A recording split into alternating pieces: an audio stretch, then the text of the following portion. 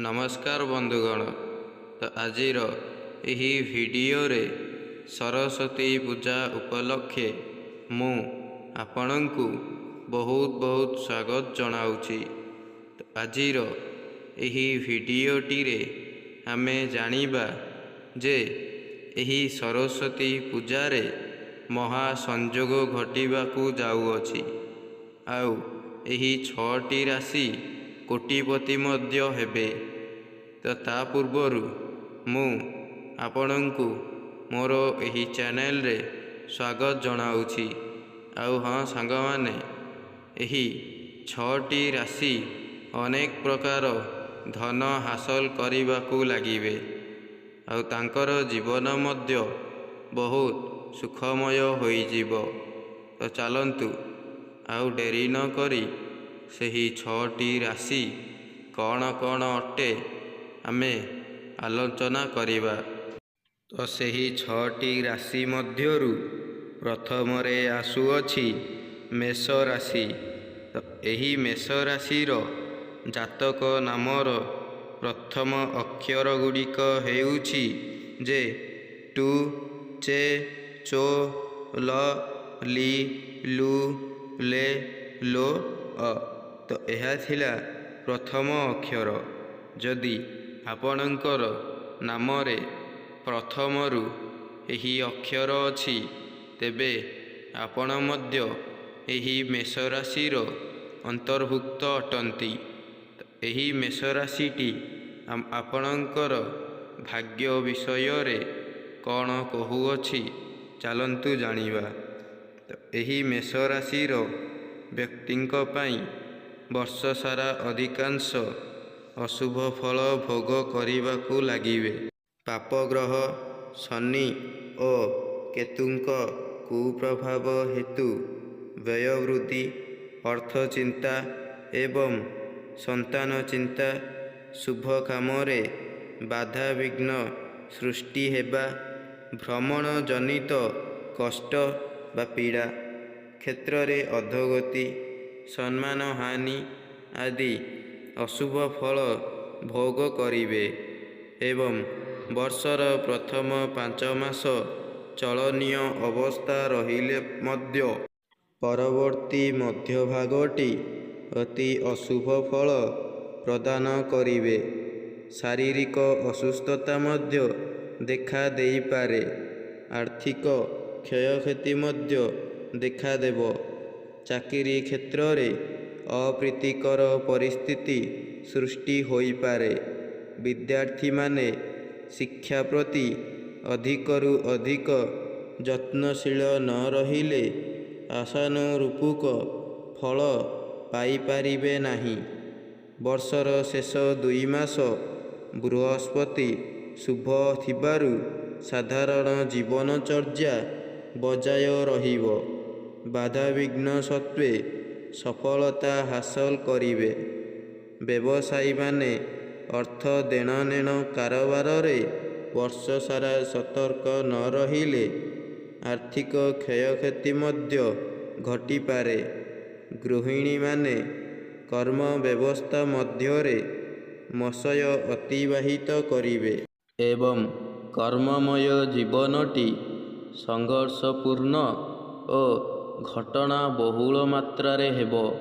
तो सांग माने यह थिला मेष राशिर किछि आलोचना। तो यही मेष राशि पई आपणक प्रतिकार कौन कौन अटे जहा फलरे आपण यही प्रतिकार करिबा सत्वे आपणक यही मेष राशिटी बहुत भल हेबो। तो सांग माने सही प्रतिकार गुड़िक हेउछि जे प्रतिदिन हनुमान चालीसा और शनिवार दिन शनिश्चर मेला निश्चित भावरे करंतु। एवं श्री गणेशंक सिद्ध विनायक मंत्र पाठ करिबा सहित जगन्नाथंक स्तुति पाठ मध्य करंतु। देखिबे आपणकर कर्ममय जीवन बहुत भल होइजिबो। तो द्वितीय रे आसुअछि वृष राशि। ତ ବୃଷ ରାଶିର ଜାତକ ନାମର ପ୍ରଥମ ଅକ୍ଷର ଗୁଡ଼ିକ ହେଉଛି ଯେ ଆ, ଇ, ଉ, ଏ, ଓ, ବ, ବି, bu, ବେ, ବୋ। ତ ଏହା ହେଉଛି ପ୍ରଥମ ଅକ୍ଷର। ଯଦି ଆପଣଙ୍କ ନାମରେ ଏହି ପ୍ରଥମ ଅକ୍ଷର ଭିତରୁ କୌଣସି ଅକ୍ଷର ଅଛି, ତେବେ ଆପଣ ଏହି ବୃଷ ରାଶିରେ ଅନ୍ତର୍ଭୁକ୍ତ ଅଟନ୍ତି। ତ ଚାଲନ୍ତୁ ଏହି ବୃଷ ରାଶିଟି ଆପଣଙ୍କର ଜୀବନ ବିଷୟରେ କ'ଣ କହୁଅଛି ଆମେ ଆଲୋଚନା କରିବା। ତ ବୃଷ ରାଶି ବ୍ୟକ୍ତିଙ୍କ ପାଇଁ ଏ ବର୍ଷର ପ୍ରଥମ 4 ମାସ ଅତି ଶୁଭ ଫଳ ଏବଂ ପରବର୍ତ୍ତୀ ମାସ ଗୁଡ଼ିକରେ ଶୁଭାଶୁଭ ମିଶ୍ରିତ ଫଳ ମଧ୍ୟ ଭୋଗ କରିବେ। ଉତ୍ତମ ପାରିବାରିକ ସୌଖ୍ୟ ଲାଭ, ଶିକ୍ଷା କ୍ଷେତ୍ରରେ ସଫଳତା, ଆର୍ଥିକ ଅଭିବୃଦ୍ଧି, କର୍ମକ୍ଷେତ୍ରରେ ଉନ୍ନତି ବା ପଦୋନ୍ନତି ମଧ୍ୟ ହୋଇପାରେ। ବ୍ୟବସାୟରେ ଲାଭ, ବିବାହାଦି ଶୁଭ ମାଙ୍ଗଲ୍ୟ କର୍ମ ନିମନ୍ତେ ଲଗ୍ନ ପ୍ରଶସ୍ତ, ସନ୍ତାନ ବର୍ଗେ ଶୁଭ ଫଳ, ଅନେକ ସ୍ଥାବର ଓ ଅସ୍ଥାବର ସମ୍ପତ୍ତି ଲାଭ, ବହୁ ଦିନର ଆଶା ପୂରଣ, ଆଧ୍ୟାତ୍ମିକ ଚିନ୍ତାଧାରା ବୃଦ୍ଧି, ସମ୍ମାନ ଲାଭ, ସୁଖ ସମୃଦ୍ଧି ପ୍ରାପ୍ତି, ଗୃହେ ଶୁଭ ମାଙ୍ଗଲ୍ୟ କର୍ମ ସମ୍ପାଦନ, ନୂତନ ସୁଯୋଗ ସୃଷ୍ଟି ଆଦି ଅତି ଅଶୁଭ ଫଳ ଭୋଗ କରିବେ। ବର୍ଷର ଶେଷ 2 ମାସ ଶୁଭର ପରିମାଣ ମଧ୍ୟ କମ୍ ରହିବ।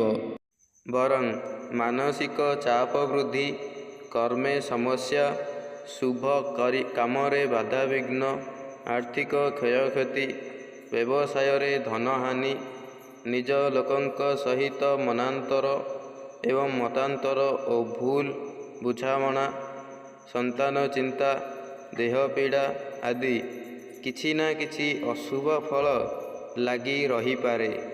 ମାତ୍ର ସାଧାରଣ ଜୀବନଚର୍ଯ୍ୟାରେ ବିଶେଷ ପ୍ରଭାବ ଦେଖାଦେବ ନାହିଁ। ବ୍ୟବସାୟୀମାନେ ବର୍ଷର ଶେଷ 2 ମାସ ସତର୍କ ରହିଲେ ଆର୍ଥିକ କ୍ଷୟକ୍ଷତିକୁ ଏଡ଼ାଇ ଦେଇପାରିବେ। ସାଙ୍ଗମାନେ, ଏହାର ପ୍ରତିକାର ଗୁଡ଼ିକ ହେଉଅଛି ଯେ ପ୍ରତି ସୋମବାର ସଂକ୍ରାନ୍ତି ଦିନ ଶିବ ମନ୍ଦିରରେ 108 ଗୋଟି ବେଲପତ୍ର ଓ ଓମ୍ ନମଃ ଶିବାୟ ମନ୍ତ୍ରରେ ଅଭିମନ୍ତ୍ରିତ କରି ଜଳାଭିଷେକ କିମ୍ବା କ୍ଷୀରାଭିଷେକ କରନ୍ତୁ।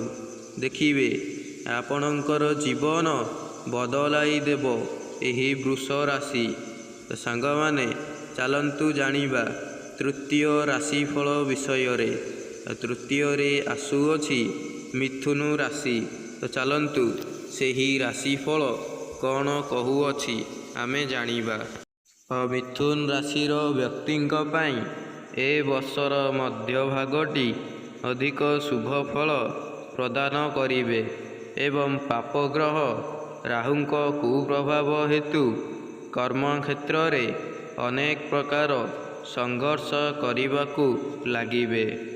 ଆଉ ନାନା ପ୍ରକାର ସମସ୍ୟା ଓ ବାଧାବିଘ୍ନ ସୃଷ୍ଟି ହୋଇପାରେ। ମାତ୍ର ଜୁନ ମାସ ଠାରୁ ଅକ୍ଟୋବର ମାସ ପର୍ଯ୍ୟନ୍ତ ସମସ୍ତ କ୍ଷେତ୍ରରେ ସର୍ବାଙ୍ଗୀନ ଉନ୍ନତି ଓ ସୁଖ ସମୃଦ୍ଧିର ପରିଲକ୍ଷିତ ହେବ। କିଛି ନା କିଛି ପାରିବାରିକ ସମସ୍ୟା ଦେଖାଦେଲେ ମଧ୍ୟ ଉତ୍ତମ ପାରିବାରିକ ସୌଖ୍ୟ ଲାଭ କରିବେ ଏବଂ ସନ୍ତାନ ବର୍ଗେ ମଧ୍ୟ ବେଳେବେଳେ ଚିନ୍ତିତ ରହିପାରନ୍ତି। ଆର୍ଥିକ କ୍ଷେତ୍ରରେ ସାମାନ୍ୟ ଉତ୍ଥାନ ପତନ ମଧ୍ୟ ଦେଖାଦେବ। ଆଉ ଆୟ ବେଶ ଭଲ ରହିଲେ ମଧ୍ୟ ବ୍ୟୟର ଚାପ ମାତ୍ରାଧିକ ହେବ। କର୍ମକ୍ଷେତ୍ରରେ ବିଳମ୍ବେ କାର୍ଯ୍ୟସୂଚୀ ଯୋଗ ରହିଅଛି ଏବଂ ମହିଳାମାନେ କର୍ତ୍ତବ୍ୟ ପରାୟଣା ହେବେ। ଆଉ ବ୍ୟବସାୟୀମାନେ ସତର୍କତାର ସହିତ ଆର୍ଥିକ କାରବାର କଲେ ଅସୁବିଧାକୁ କିଛି ପରିମାଣରେ ଘୁଞ୍ଚାଇ ଦେଇପାରିବେ। ଚାକିରି କ୍ଷେତ୍ରରେ ପଦୋନ୍ନତି ଯୋଗ ରହିଅଛି। ପ୍ରତିଯୋଗିତାମୂଳକ ପରୀକ୍ଷାରେ ସଫଳତା ନିମନ୍ତେ ଅଧିକ ପରିଶ୍ରମ ଓ ଏକାଗ୍ରତାର ସହିତ ଅଧ୍ୟୟନ କରିବା ଅତ୍ୟନ୍ତ ଆବଶ୍ୟକ ଅଟେ। ତ ସାଙ୍ଗମାନେ, ଏହି ମିଥୁନ ରାଶିର ପ୍ରତିକାର ହେଉଛି ଯେ ମଙ୍ଗଳବାର ଦିନ ମା ମଙ୍ଗଳା, ମା ତାରିଣୀ ଏବଂ ମା ସମଲେଶ୍ୱରୀଙ୍କ ପୂଜାର୍ଚ୍ଚନା ଓ ଓଷାବ୍ରତ କରନ୍ତୁ ଏବଂ ପ୍ରାତଃକାଳେ ସୂର୍ଯ୍ୟ ନମସ୍କାର କରିବା ସହିତ ତୁଳସୀ ଚଉରା ମୂଳେ ଜଳ ଅର୍ପଣ ମଧ୍ୟ କରନ୍ତୁ। ଦେଖିବେ, ଏହି ମିଥୁନ ରାଶି ଆପଣଙ୍କର ଭାଗ୍ୟ ବଦଳାଇ ଦେବ। ଚତୁର୍ଥରେ ଆସୁଅଛି ସିଂହ ରାଶି। ତ ସାଙ୍ଗମାନେ, ଏହି ସିଂହ ରାଶିର ବ୍ୟକ୍ତିଙ୍କ ନିମନ୍ତେ ପ୍ରଥମ 5 ମାସ ବୃହସ୍ପତି ଶୁଭ ସ୍ଥିତିରେ ଥିବାରୁ ପାପଗ୍ରହ ଶନି, ରାହୁ ଓ କେତୁଙ୍କ କୁପ୍ରଭାବ ସତ୍ତ୍ୱେ କିଛି ନା କିଛି ଉନ୍ନତି ପରିଲକ୍ଷିତ ହେବ।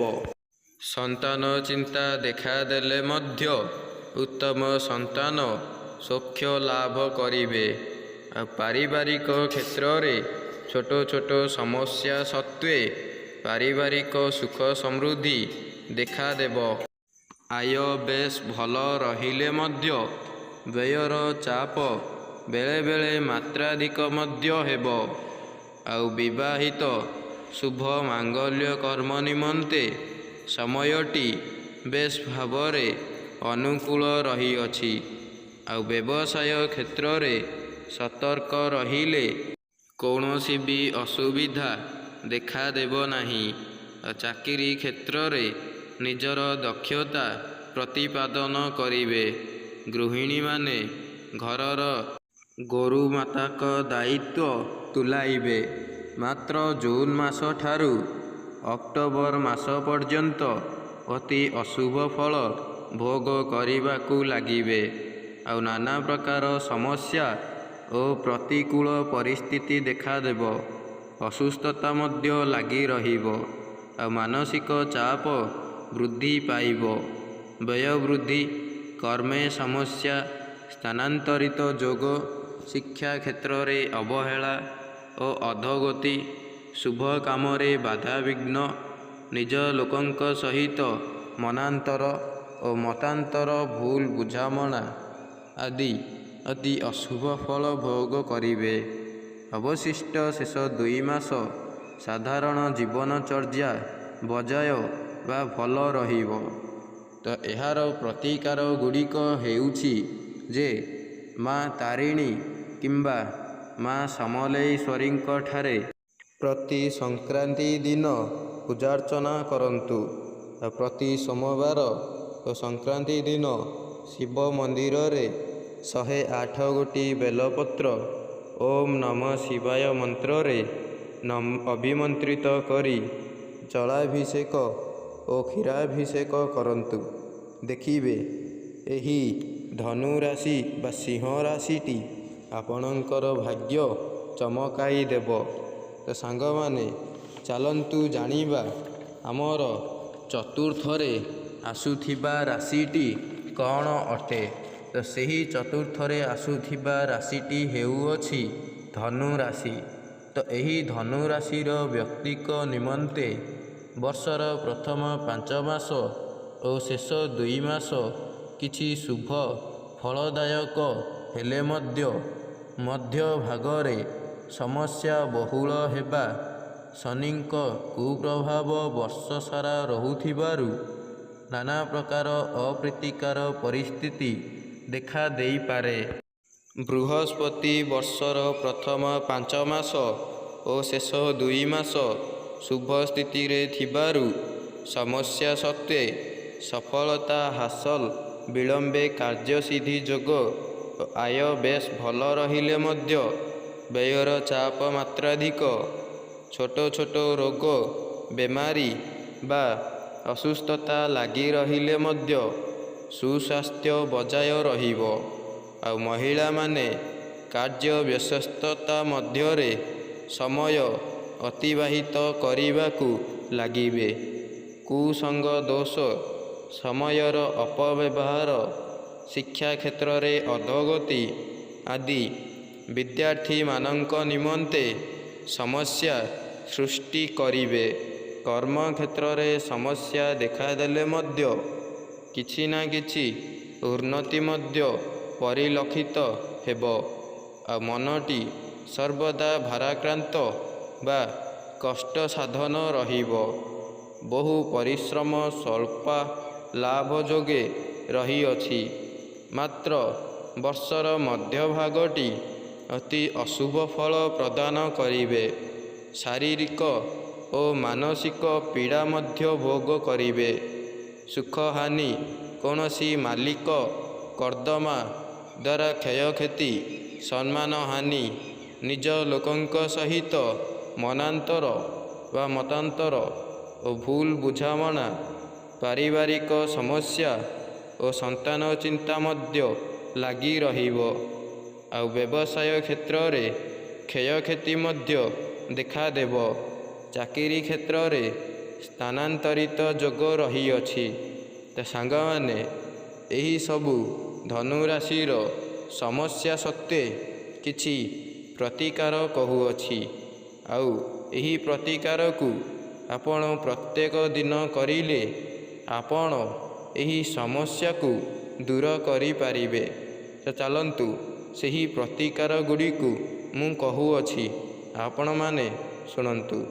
ପ୍ରତିଦିନ ହନୁମାନ ଚାଳିଶା ପାଠ ଓ ପ୍ରତି ଶନିବାର ଦିନ ଶନି ମନ୍ଦିରରେ ବିଧିପୂର୍ବକ ପୂଜାର୍ଚ୍ଚନା ଓ ଦୀପ ପ୍ରଜ୍ୱଳନ କରନ୍ତୁ। କାହିଁକି ନା ଏହି ପୂଜା କରିବା ବା ଦୀପ ପ୍ରଜ୍ୱଳନ କରିବା ଏକ ବହୁତ ବଡ଼ ଭାଗ୍ୟଶାଳୀ ଅଟେ। ତେଣୁକରି ଆପଣ ଏହି ପ୍ରତିକାର ଗୁଡ଼ିକ କରନ୍ତୁ। ତ ସାଙ୍ଗମାନେ ଚାଲନ୍ତୁ, ଆମର ଶେଷରେ ଆସୁଅଛି କୁମ୍ଭ ରାଶି। ତ କୁମ୍ଭ ରାଶିର ଜାତକ ନାମର ପ୍ରଥମ ଅକ୍ଷର ଗୁଡ଼ିକ ହେଉଛି ଯେ ଗୁ, ଗେ, ଗୋ, ସ, ସି, ସୁ, ସେ, ସୋ, ଦ। ତ ସାଙ୍ଗମାନେ, ଏହା ଥିଲା ପ୍ରଥମ ଅକ୍ଷର। ଆଉ ଯଦି ଏହି ପ୍ରଥମ ଅକ୍ଷର ମଧ୍ୟରୁ ଆପଣଙ୍କ ନାମରେ କୌଣସି ଅକ୍ଷର ଅଛି, ତେବେ ଆପଣ ଏହି କୁମ୍ଭ ରାଶିରେ ଅନ୍ତର୍ଭୁକ୍ତ ଅଟନ୍ତି। ତ ଚାଲନ୍ତୁ, ଏହି କୁମ୍ଭ ରାଶିଟି କ'ଣ କହୁଅଛି। କୁମ୍ଭ ରାଶିର ବ୍ୟକ୍ତିଙ୍କ ନିମନ୍ତେ ବର୍ଷ ସାରା ପାପଗ୍ରହ ଶନି, ରାହୁ ଓ କେତୁଙ୍କ କୁପ୍ରଭାବ ଅଧିକ ପରିମାଣରେ ଦେଖା ଦେଇପାରେ। ଶାରୀରିକ ଓ ମାନସିକ ପୀଡ଼ା ଭୋଗ କରିବେ। ଆର୍ଥିକ କ୍ଷୟକ୍ଷତି, ଦେହ ପୀଡ଼ା, ସନ୍ତାନ ଚିନ୍ତା, କର୍ମକ୍ଷେତ୍ରରେ ସମସ୍ୟା, ପାରିବାରିକ ଚିନ୍ତା ବୃଦ୍ଧି, କୌଣସି ମାଲିକ କର୍ଦ୍ଦମା ଦ୍ୱାରା କ୍ଷୟକ୍ଷତି, ବ୍ୟବସାୟ କ୍ଷେତ୍ରରେ ଅନେକ ପ୍ରକାର ଉତ୍ଥାନ ପତନ, ଶିକ୍ଷା କ୍ଷେତ୍ରରେ ଅସଫଳତା, ଆଶାନୁରୂପକ ମାର୍କ ନ ରହିବା ଆଦି ଅଶୁଭ ଫଳ ଭୋଗ କରିବେ। ଗ୍ରହମାନଙ୍କ ଅଶୁଭ ସ୍ଥିତି ଫଳରେ ସମୟଟି ସମସ୍ୟା ବହୁଳ ହେବ। ବୃହସ୍ପତି ବର୍ଷର ପ୍ରଥମ 5 ମାସ ଏବଂ ଶେଷ 2 ମାସ ଅତି ଶୁଭ ସ୍ଥିତିରେ ଥିବାରୁ ସବୁ ଅଶୁଭ ଫଳ କମ୍ ପରିମାଣରେ ଭୋଗ କରିବାକୁ ଲାଗିବେ। ମାତ୍ର ଜୁନ ମାସ ଠାରୁ ଅକ୍ଟୋବର ମାସ ପର୍ଯ୍ୟନ୍ତ ବୃହସ୍ପତିଙ୍କ ଶୁଭ ଫଳ ଆଦୌ ପରିଲକ୍ଷିତ ହେବ ନାହିଁ। ବରଂ ଏହି ସମୟରେ ନାନା ପ୍ରକାରର ଅପ୍ରୀତିକର ପରିସ୍ଥିତି ଦେଖାଦେବ। ବୃହସ୍ପତି ଶୁଭ ଥିବା ଅବସ୍ଥାରେ ଆୟ ବେଶ ଭଲ ରହିବ। ସ୍ୱାସ୍ଥ୍ୟଗତ ସମସ୍ୟା ମଧ୍ୟ ଗୁରୁତର ହେବ ନାହିଁ। କର୍ମକ୍ଷେତ୍ରରେ ଉନ୍ନତି, ଶିକ୍ଷା କ୍ଷେତ୍ରରେ ସଫଳତା ଆଦି ଶୁଭ ଫଳ ଭୋଗ କରିବେ। ମହିଳାମାନେ ସନ୍ତାନ ନିମନ୍ତେ ସର୍ବଦା ବ୍ୟସ୍ତ ରହିବେ। ସ୍ୱାମୀ ଚିନ୍ତା ଲାଗି ରହିବ। ବ୍ୟବସାୟରେ ସତର୍କ ମଧ୍ୟ ରହିବା ଉଚିତ ଅଟେ। ତ ସାଙ୍ଗମାନେ ଚାଲନ୍ତୁ ଏହାର କିଛି ପ୍ରତିକାର ଜାଣିବା ଯେ ପ୍ରତିଦିନ ହନୁମାନ ଚାଳିଶା ପାଠ ଓ ସ୍ତୁତି ପାଠ ଓ ପ୍ରତି ସୋମବାର ଓ ସଂକ୍ରାନ୍ତି ଦିନ ଶିବଙ୍କ ପୂଜାର୍ଚ୍ଚନା ନିଷ୍ଠାପର ଭାବେ ବା ବିଧିପୂର୍ବକ କରନ୍ତୁ। ଏହା ସହିତ ବିଷ୍ଣୁ ସହସ୍ରନାମ ପାଠ, ଶନିଶ୍ଚର ମେଳା, ପ୍ରତିଦିନ ଶନିଙ୍କ ବୀଜମନ୍ତ୍ର ପାଠ କରନ୍ତୁ, ଯାହାଫଳରେ ଆପଣଙ୍କର ଜୀବନ ବଦଳାଇ ଦେଇପାରିବ ଏହି ମନ୍ତ୍ର। ତ ସାଙ୍ଗମାନେ ଏହି ଭିଡ଼ିଓଟି ଆପଣଙ୍କୁ କେମିତି ଲାଗିଲା? ଆଉ ଯଦି ଭଲ ଲାଗିଥାଏ ତେବେ ନିଶ୍ଚିତ ଭାବରେ ମୋର ଏହି ଚ୍ୟାନେଲଟିକୁ ଗୋଟିଏ ଲାଇକ୍, ସେୟାର ଆଣ୍ଡ ସବସ୍କ୍ରାଇବ୍ କରି ବେଲ୍ ଆଇକନ୍କୁ ଅନ୍ କରିକି ରଖିଥିବେ, ଯାହାଫଳରେ ମୁଁ ଭିଡ଼ିଓ ଛାଡ଼ିବା ମାତ୍ରେ ଆପଣଙ୍କ ପାଖକୁ ନୋଟିଫିକେସନ୍ ଜରିଆରେ ସର୍ବପ୍ରଥମେ ପହଞ୍ଚି ପାରିବ। ସାଙ୍ଗମାନେ ରହିଲି, ଜୟ ଜଗନ୍ନାଥ।